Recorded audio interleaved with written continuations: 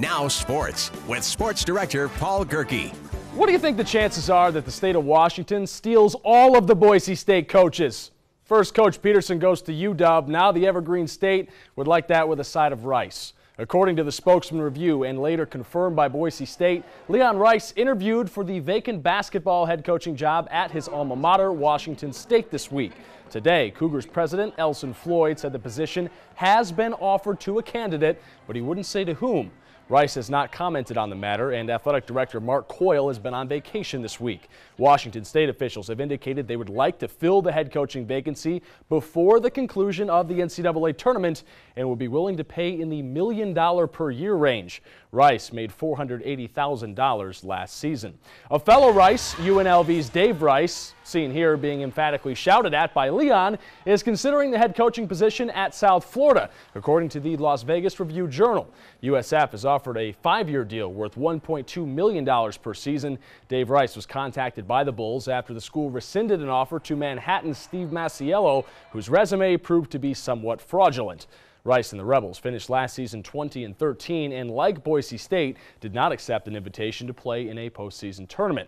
Elsewhere on the hardwood, the Idaho Stampede are trying to make a late season playoff push. They hosted Reno tonight, but Idaho found itself in a huge hole midway through the second, down 47-25. Former Bronco Jason Ellis chips into that deficit, and then the pride of Marquette, Vander Blue, hits a three. You're my boy, Blue! Blue, you're my boy!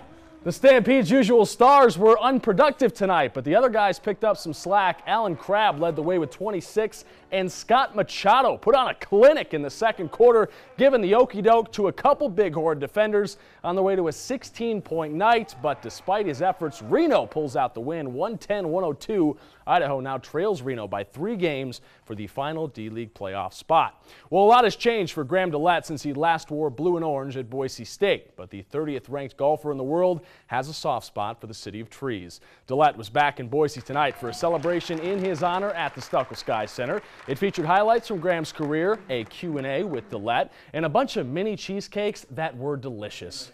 Graham spoke with the media after the event. He said his success as a pro stems from the guidance of Boise State coach Kevin Burton, who helped teach him all the little things that go along with being a great golfer. Dealing with your emotions and learning how to travel properly and, not getting homesick. And there's so many little things, and eating in restaurants every week, and how to take that and use it in a positive way. I mean, I love my time here. I was a proud Bronco, I always will be. And, hopefully this program can continue to grow and go to the next level.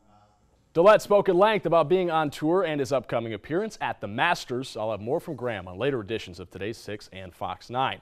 Delaet is a hockey guy, so he'll be happy to know the Steelheads currently lead Stockton 2-1 in the second, thanks to goals from Justin Mercier and Tommy Grant. The Boise State softball squad lost the opener of a 3-game set against Colorado State 6-4. The Broncos led 3-1 until the bottom of the 6th when the Rams put 5 on the board. They'll play again tomorrow at 1. And finally, on the tennis courts, the Boise State men beat on UC Santa Barbara 6-1.